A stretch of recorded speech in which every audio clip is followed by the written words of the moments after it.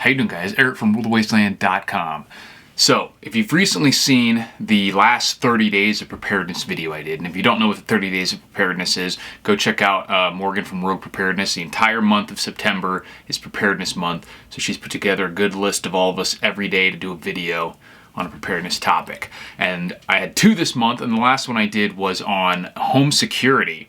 And defense was the last option. And now this video kind of piggybacks off that because this video is about defensive options for everyone.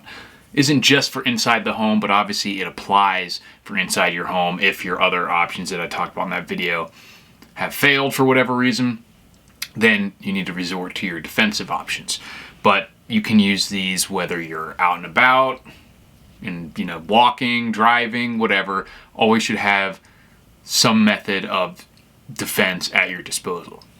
So, to illustrate the most important element of defense, we're going to utilize as an example my beautiful second wife / concubine, Alexandra Daddario. And as you can see here in the picture, she has some excellent tools for self-defense. I am, of course, referring to her beautiful, huge, round eyeballs. Bruh. I mean, look at those peepers.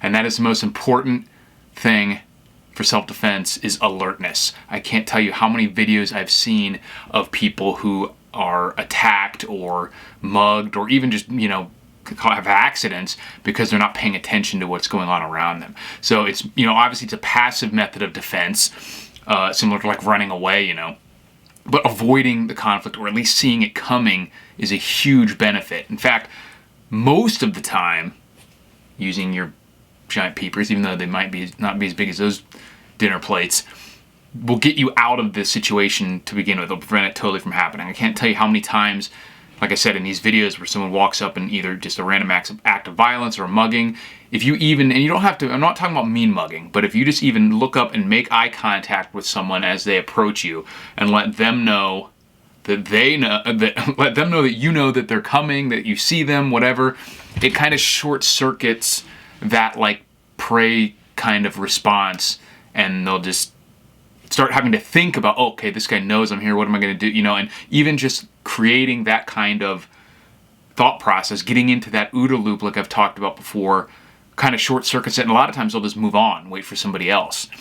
And even if they don't, at least now you've seen them, you can assess them, you can see if they're coming directly towards you, if they have any weapons on them, that sort of thing. So you should always be scoping out the situation, evaluating it, deciding if you need to run, whatever. So using those big peepers is the best thing you can do for self-defense, because even though there's a lot of options that I'm going to go through here in a minute, they all have potential downside. I mean, anytime you're in a physical conflict, that's risky. So if you can avoid it at all costs, that's the best bet.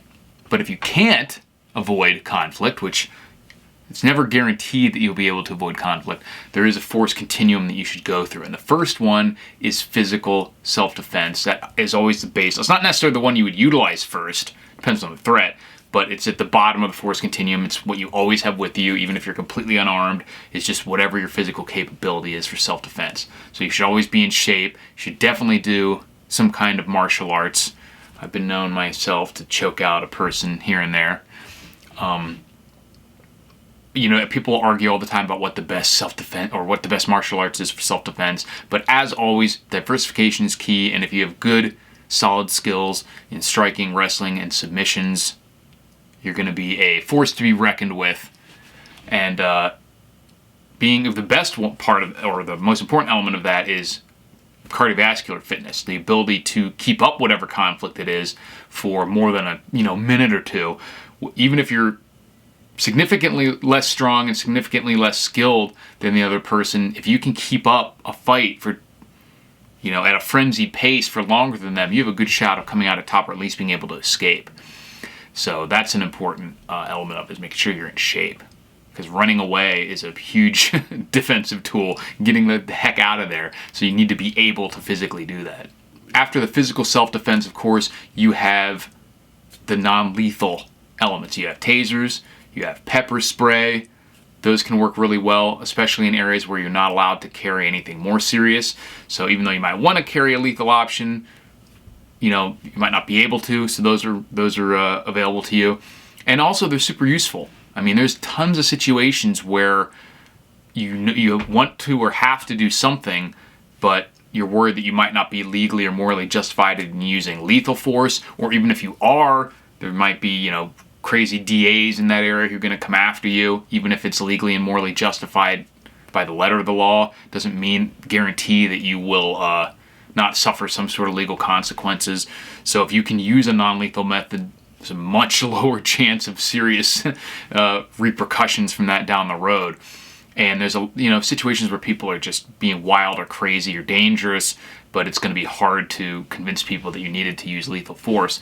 So, or something like animals, pepper spray can be used on dogs, other animals, tasers, things like that. So those are definitely options. I'm not going to get into all the different kinds. I will just say for the pepper spray, which nowadays is pretty ubiquitous, but the gel or the foam is much more useful than the spray, which causes an actual cloud. But I think it's for the most part, that's, like I said, nowadays it's pretty ubiquitous. And I will say for a non-lethal striking tool, like people have, the Kubotans, the keychains, those can be useful last-ditch self-defense force multipliers, but I would kind of classify them under the like lethal force. I wouldn't be striking someone in the head with a spiked keychain unless you're justified in using lethal force, because you could seriously do permanent damage or kill someone with something like that. So it's unlikely probably, but definitely I wouldn't want to do that unless you at least have that legal and moral justification. But there is also, I've seen people talk about the self-defense whips, which is like a little cable, batons, stuff like that. The problem with batons is you have to be fairly strong to really get compliance with the baton. And we've seen videos of cops like wailing on people, and yeah, that hurts, but it's like I said, you have to put a lot of force behind it to use a club of any kind. So if you're not very physically strong, it's not a good option. But there's this thing called a sjambok, which is this like Cold Steel makes like a high-density plastic version of it. It's basically a long, flexible rod that's kind of more like a halfway in between a club and a whip. That thing hurts. And I don't mean hurts like, ow. That thing like will send it's whatever, there's something about it, will send a jolt of like fiery electricity through your body when you get hit with it. It's like legit caning. And even just a little flick of the wrist and that thing stings like a swarm of hornets. It is impressively painful. And that's coming from someone who can take a fair bit of pain. Like, I'm not one to shy away from or to, buckle under the smallest amount of pain. And that thing interrupts your thoughts for sure. It is super, and that's with just a moderate amount of oomph behind it. If you put your ass into it and really lay into somebody with that, you could certainly like split the skin open like a real like bamboo caning, and it will absolutely be incredibly painful, to the point where unless someone is like super crazed, drugged up or whatever, you're definitely going to get some compliance usually with just a few strikes of that thing. So not a bad idea to have one of those lying around. It's pretty possible to build up resistance to compliance strikes. This is like an Eskrima stick, and people can get used to hitting them on the. That's not padding, that's real shin. So if you get that sjambok. Whoa. Next up is of course knives, and again these should only be considered a lethal defense option, and I wouldn't use them if you have a gun available to you, or it's messy and difficult to be good with a knife, but they certainly work, and I wouldn't want to engage with anyone in like knife on knife combat unless it's absolutely necessary. But there's a lot of places where you can't carry your gun, and there's a lot of other reasons to have a knife, so that you might just have it with you. But just make sure you check all the local laws, because they're very varied when it comes to what you're allowed to carry. But when it comes to self-defense, obviously the bigger the better in most cases, and something that you can easily hold on to is very important, because in any kind of struggle or anything like that, it could get wrested from your grip. So make sure it's something that's ergonomic, something that you can draw and open quickly if it's a pocket knife and not a fixed blade. If it's a folder, make sure it's something that you can quickly deploy, hold on to. It's very sharp through a variety of like materials and everything.